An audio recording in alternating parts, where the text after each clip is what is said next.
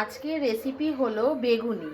এখানে বেগুনগুলো পাতলা পাতলা করে কেটে নিয়েছি, আর এখানে বেসনের মধ্যে নুন, হলুদ, লঙ্কার গুঁড়ো মেশানো হয়েছে। একটু ব্যাটারটা করে রেখেছি।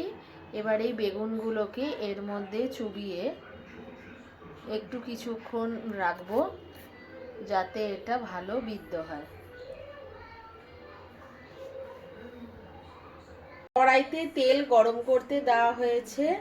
এবার আমি বেগুনিগুলো ছেড়ে দিচ্ছি।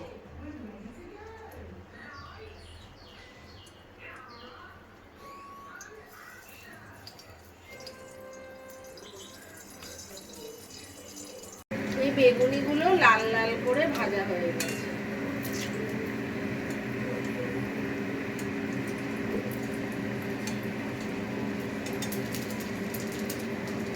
গরম গরম বেগুনি রেডি। বেগুনিগুলো এরকম লম্বা লম্বা করে কেটেছি, বেশ মুচমুচে হয়েছে।